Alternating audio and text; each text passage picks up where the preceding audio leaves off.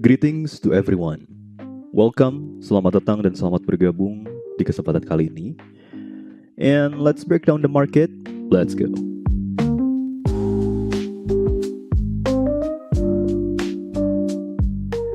Di kesempatan kali ini kita lagi ada di tanggal 8. Kita lagi ada di hari Senin tanggal 8 September, which is kita sudah mulai memasuki minggu kedua di bulan September, ya. Kita bahas dari Bitcoin dulu. Bitcoin sekarang lagi ranging ya, area 112.000, 111.000. Ini masuk ke skenario kita kemarin. Gue sempat ada tulis di Discord 51 Network sama di Discord kita di dalam. Gue ada tulis bahwa ini ada 3 kemungkinan. Gue sebutin every single play out ya. And turns out play out yang terjadi ini mungkin kita ke play out nomor 3 dulu nih, play out choppy dulu. Kita sempat choppy di awal bulan dan sempat choppy juga di akhir minggu. Cuman ini yang menarik.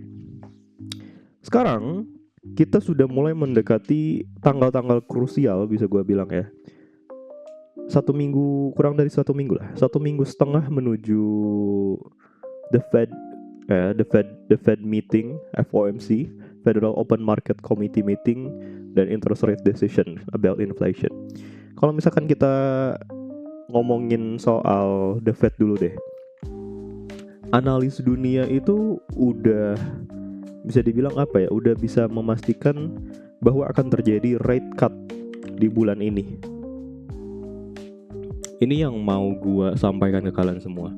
Movement apa sih yang harus kita lakuin?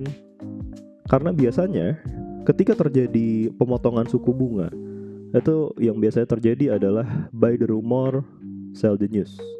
Ya, gue ini udah pernah bahas ini di stream terakhir. Gue udah pernah bahas juga di beberapa stream ke belakang.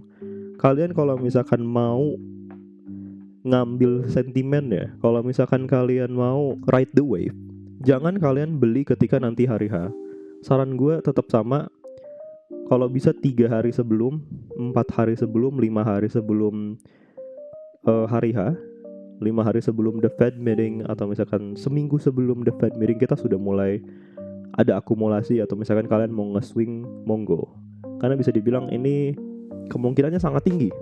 Chance untuk terjadi dia melakukan cutting rate itu sangat tinggi.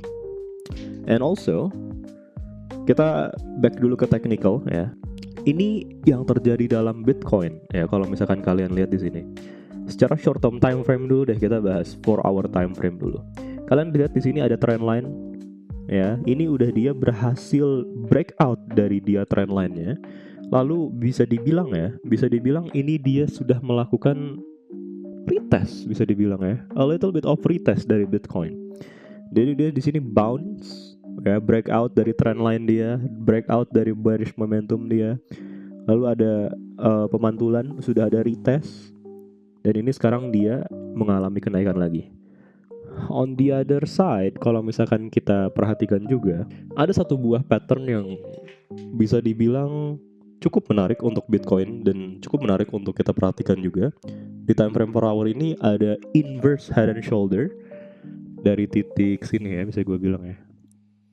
Ini ada bullish momentum di sini, masih valid sebagai head and shoulder. Kalau misalkan ini memang beneran valid sebagai head and shoulder, apa yang harus Bitcoin lakukan adalah breakout dari kotak ini, ya, breakout dari neckline-nya dia di sini. Dia harus breakout dulu dari dia punya neckline. On the other hand, kalau misalkan memang pattern ini terjadi on the 4 hour time frame, targetnya itu ke berapa sih? Ini target dari head and shoulder, dia kemungkinan besar akan mampir ke area kotak ini lagi. Kurang lebih dia akan mampir lagi ke area kotak itu. Ini bullish skenario dari secara short term time frame untuk Bitcoin. Ya, go back to 116.000, 117.000. Ini bullish skenario-nya. Ditambah lagi, kalau misalkan kalian perhatikan ya, ditambah lagi, ini kan Bitcoin ada bullish sentiment lah. Ada bullish sentiment ketika nanti the Fed itu interest rate cut ya, interest rate decision. Ini salah satu bullish sign-nya dia ya. Lalu itu dari secara bullish signal dulu. Kalau misalkan kita perhatikan dari secara matrix lain, ini ada beberapa hal yang mau gue bahas juga. Yang pertama adalah dari secara liquidity heat map. Bisa gue bilang liquidity heat map sekarang ini a little bit choppy ya, karena atas bawah ini nggak bisa gue konfirmasi arahnya mau kemana pastinya ya. Arahnya mau kemana pastinya gue belum bisa mengkonfirmasi untuk di time frame 1 minggu.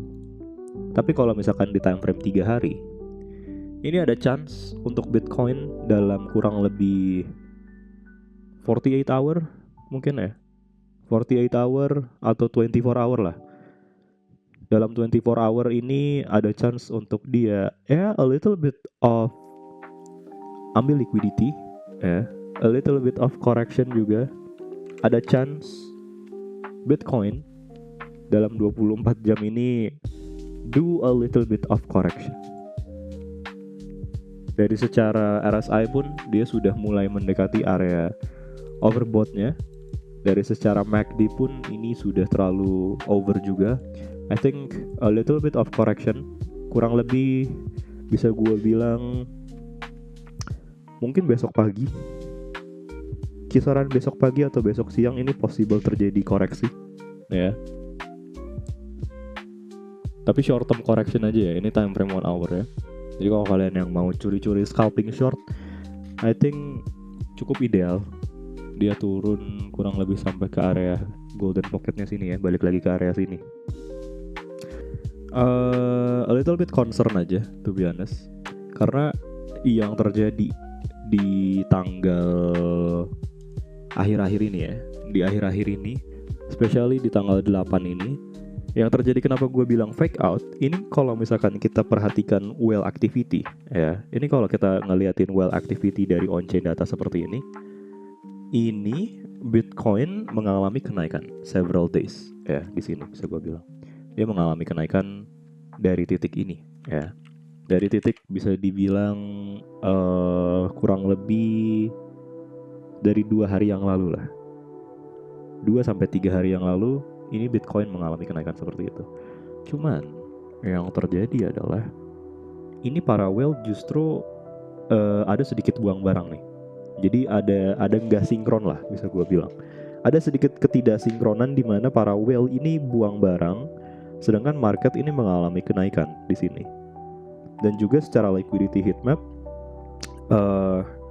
ini memang ada tendensi untuk dia grabbing liquidity ke area bawah ya.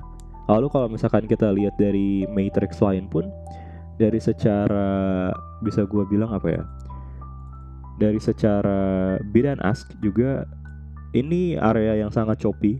Titik Bitcoin saat ini adalah titik kosongnya dia, dan ada chance untuk dia visit area bid and ask dia di area-area bawah sini lagi.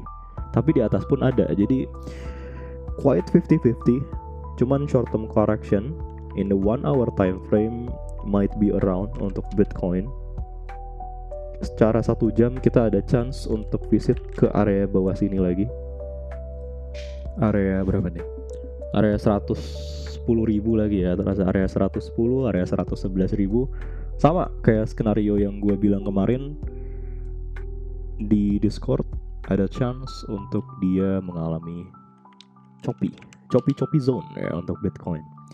Lalu kalau misalkan kita lihat juga nih, Bitcoin itu kan biasanya selalu ada korelasinya dengan dollar index atau DXY. Yang menarik dari DXY adalah karena kita udah mau mendekati momen the Fed ya, momennya interest rate decision. Ini kalian perhatikan di sini. Kalau misalkan kita pergi ke time frame yang lebih besar, let's say kayak 1 day time frame, DXY itu sedang ada di time frame yang sangat-sangat sustain, dari sangat-sangat dari lama ya bisa dibilang. Ini ada trend line dari kurang lebih kalau misalkan gua tarik, nah sini ya, dari tahun 2018 guys, ada trend line yang benar-benar strong dari DXY dari tahun 2018. Dari tahun 2018, which is berapa tahun? 7 tahun. This is the 7 years time frame untuk DXY. 7 years trend line untuk DXY, dan sekarang DXY ini ada di trend line ya. Kalian tahu apa yang terjadi ketika kita sudah menyentuh major trend line seperti ini? Ini ibaratkan seperti, gue bilangnya seperti golden cross kalau misalkan di Bitcoin ya. Ada golden cross di Bitcoin. Ini adalah golden trend line untuk DXY. Jadi kemungkinan besar DXY akan mengalami kenaikan. DXY akan mengalami kenaikan yang cukup signifikan. So please berhati-hati kalau kalian mau trade DXY juga, better be careful ya. Untuk di kesempatan kali ini gue akan bilang be ready untuk XRP dan Chainlink di akhir tahun ini. Quarter 4 2025 be ready untuk XRP dan Chainlink. Seharusnya barengan, tapi ada momen di mana mereka itu punya hype-nya sendiri. Tapi ada satu momen di mana mereka hype-nya itu akan barengan di akhir tahun ini. Karena akan ada satu berita yang ngebawa dua koin ini berbarengan. Paling gue kasih pinpoint aja ya, kalau kalian mau beli Chainlink, ini kalau dikasih turun ya, kalau dikasih turun masih di area sini, masih di area sideway ini, bisa gue bilang mentoknya di garis putus-putus ini nih. Ini kan ada garis putus-putus ya. Mentoknya di garis putus-putus ini, pokoknya range paling bawah untuk, I think kalau misalkan terjadi koreksi pun garis paling kuatnya tuh di sini, nih, di garis ini ya. Ini untuk Chainlink. Tapi kalau terjadi liquidity hunt, kotak ini ya, dimulai dari titik sini, dimulai dari titik kotak yang ada di sini, which is kalau misalkan kita buy pricing ini tuh di harga berapa nih? Mentok banget ya, mentok banget $19. Kalau Chainlink mengalami koreksi, mentok banget I think ke area $19, which is dia itu turun 18%, cukup dalam.